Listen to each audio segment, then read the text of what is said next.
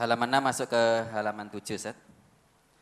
Alladzina istajabu lillahi war rasuli min ba'di ma asabahumul qarhu lilladzina ahsanu minhum wattaqau ajrun azim. Alladzina qala lahumun nasu innan nasa qad jama'u lakum fakhshawhum fazadahum imanan wa qalu hasbunallahu wa ni'mal wakil. Orang-orang yang mentaati perintah Allah dan Rasul-Nya sesudah mereka mendapat luka dalam peperangan Uhud. Bagi orang-orang yang berbuat kebaikan di antara mereka yang bertakwa, ada pahala yang besar, yaitu orang-orang yang mentaati Allah dan Rasul-Nya, yang kepada mereka ada orang-orang yang mengatakan, sesungguhnya manusia telah mengumpulkan pasukan untuk menyerang kamu. Karena itu takutlah kepada mereka. Maka perkataan itu menambah keimanan mereka dan mereka menjawab, cukuplah Allah menjadi penolong kami dan Allah adalah sebaik-baik pelindung. Apakah dengan mentaati Rasulullah apakah juga mentaati Allah dan sebaliknya? Lantas bagaimana dengan orang yang tidak mau menerima hadis tetapi hanya Al-Quran saja? Karena sebagian saudara kita seperti itu, Ustaz. Mohon penjelasannya. Rasa mbok pikiran awake dhewe sing ora gelem nampa hadis itu bagaimana bisa nampa Quran. Ya, sedang Quran itu yang membawa siapa? Siapa? Rasulullah. Sampai kepada kita ini karena diterima oleh Rasulullah dari Allah lewat malaikat Jibril. Bukan lewat setan. Karena kadang kan waktu Nabi Quran itu kata orang-orang musyrikin Quraisy, orang kafir mengatakan Quran itu dibawa oleh Muhammad adalah dibawa oleh setan, sampaikan kepada Muhammad. Ya, maka turun dijelaskan itu. Quran itu la yamassuhu illal mutahharun. Tidak bisa menyentuh Quran itu tidak bisa kecuali orang yang disucikan. Orang yang disucikan di situ maksudnya Pak, malaikat. Jadi yang membawa Al-Quran kepada Nabi Muhammad itu yang disucikan oleh Allah. Setan nggak bisa menyentuh. Itu jangan dipahamkan. Nek arep maca Quran kudu wudu, enggak ada hubungannya dengan hadas itu. Itu ada hubungannya dengan kaitan tuduhan bahwa Quran teman-teman itu dibawa oleh setan. Terangkan yang bahwa setan enggak bisa menyentuh Quran. Wah, itu malaikat. Nah, malaikat nyampe kepada Nabi Muhammad, kepada manusia semua ini bukan dari Allah langsung. Maka terus kalau kita tidak mau hadis, bagaimana kita bisa mengamalkan Quran? Sedang Allah sendiri, kalau orang yang katanya maunya hanya Quran, Allah itu mengatakan, Qul in kuntum tuhibbunallah fattabi'uni yuhibbukumullah wa yaghfir lakum dzunubakum. Itu Quran. Qul, katakan Muhammad, in kuntum, kalau kamu ya tuhibbunallah, betul-betul mencintai Allah, fattabi'uni, ikuti aku di sini aku siapa? Nabi. Yang nyuruh tadi siapa? Allah. Jadi Allah saja memerintahkan, kalau kamu cinta kepada Allah, ikuti Nabi. Ikuti Nabi. Nah kalau mau ikuti Nabi, tidak mau hadisnya, Nabi siapa ya? Diikuti apanya? Nah, maka orang yang mengkufuri, hanya menerima Quran, tidak mau hadis, itu termasuk mengkufuri sebagian ayat-ayat Allah. Sedang orang yang mengkufuri sebagian ayat Allah, mengimani sebagian, sama hukumannya dengan mengkufuri semuanya. Tadi dibaca, afatu'minuna bila watak afatu'minuna afatu'minuna bibadil kita watak furuna bibad. Coba dibaca ayatnya, surat Baqarah 85 atau berapa. Dibaca dari itu, afatu'minuna bi ba'dil kitab wa takfuruna bi ba'd. Fama jaza'u ma yaf'alu dzalika minkum illa khizyun fil hayatid dunya wa yaumal qiyamati yuradduna ila asyaddil adab. Surat Al-Baqarah, surat kedua ayat 85, bagian tengah. Afatu'minuna bi ba'dil kitabi wa takfuruna bi ba'd.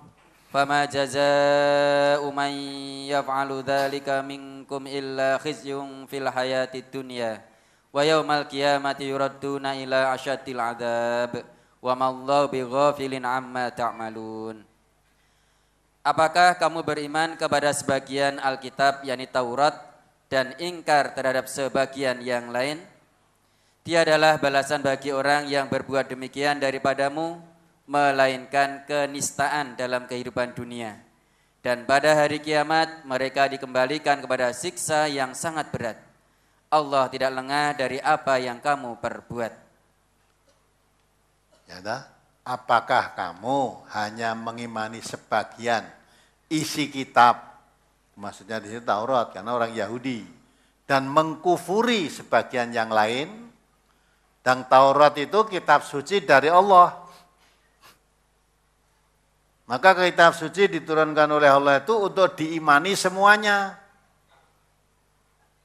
Nah kalau orang Yahudi mengkufuri sebagian isi kitabnya, mengimani sebagian isi kitabnya, tidak ada balasan kecuali kehinaan, kenistaan hidup di dunia ini, dan di akhirat nanti dimasukkan ke dalam jahanam.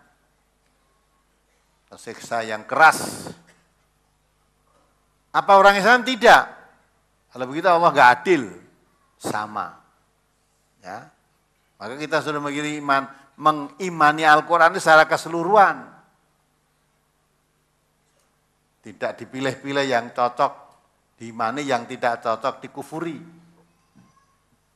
Maka kalau kita mengimani sebagian isi Al-Quran, mengkufuri sebagian isi Al-Quran sama dengan kufur semuanya. Yang Yahudi mengimani yang lain, hanya tidak mengimani kenabian Nabi Muhammad yang disebut juga di kitab suci mereka. Itu berarti dia mengkufuri semuanya.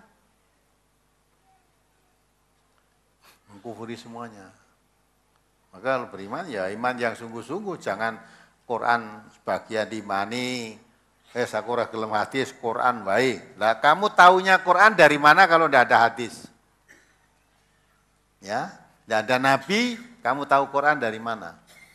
Sedang di antara bunyi Al-Quran itu Allah mengatakan, katakan Muhammad, kalau kamu mencintai Allah, ikuti aku ini aku Muhammad.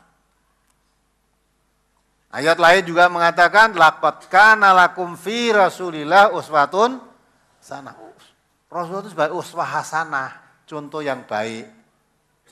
Jadi kehidupan kita supaya mengambil suri teladan dari Rasulullah SAW. Bisa mengambil suri teladan dari Rasulullah SAW, perilaku Rasulullah kita dapati dari hadis-hadis.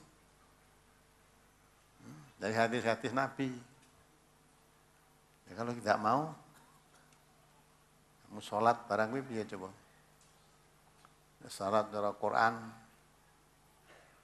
memang disuruh, nek sujud mau copo, duduk tahiyat baca apa, itu dalam Quran enggak diterangkan. Ya, enggak diterangkan. Maka kalau ada orang mengatakan, saya tidak mau hadis, saya maunya Quran saja, itu sama dengan mengkufuri Quran itu sendiri. Enak-enak wong kaya ngono iku ora usah bingung. Wong ada ndak mau hadis Nabi karena ada orang yang mengaku dirinya sebagai Nabi kok. Saya kira neneng toh. Orang muncul sebagai Nabi beberapa waktu lalu. Tentu ajaran Nabi Muhammad itu tidak dipakai, itu kan ajaran dulu, sekarang Nabi sekarang ada lagi. Banyak orang yang ngaku Nabi. Ketika Nabi Muhammad masih hidup saja, ada orang yang mengaku Nabi palsu. Siapa namanya? Ya? Musailamah. Maka disebut Musailamah al-Kadzab, pendusta itu. mengaku dirinya sebagai nabi. Nabi masih ada aja, ada yang mengaku tandingan nabi. Saya apalagi nek Israel nek mula Musadek dadi nabi. Nia Eden dadi nabi. Padahal Allah itu dalam Quran tidak pernah ngutus seorang rasul kecuali orang laki-laki. Lah kok iki enek wedok dadi nabi. Engko ya dilalah ya ning pengikute gitu loh. Ya. Ya kan pengikut jalan-jalan sesat ya pengikut ya ada wae. Nah, konon kabarnya wong kerja batu jamus ngono ya ning rasul kata. Ya orang yang sesat-sesat jalan itu. Maka siapa yang mengikuti atau menganggap, mengakui adanya Rasul sesudah Nabi Muhammad SAW, Rasul dalam arti Rasul Allah, utusan Allah, ya itu sudah kafir, sudah murtad dari agama Allah. Nah itu yang termasuk salah satu dinyatakan oleh Majelis Ulama Pusat sana, ciri-ciri aliran sesat itu antara lain mengakui adanya Rasul atau Nabi sesudah Nabi Muhammad. Itu kalau ada apa itu aliran sesat. Ini MTA orang ngono ya dikandake sesat. Nah, itu dia menjunjung tinggi ke Rasulullah Muhammad yang kita kaji. Rasul yang dikeluarkan ini pun selalu Quran hadis. Itu aja enek sing muni aliran sesat kuwi. Sing selamat iki kaya aku iki lho malah Quran ya ora ngerti, hadis ora ngerti. Malah aja njikuk Quran, aja njikuk hadis lah kuwi aliran selamat malah.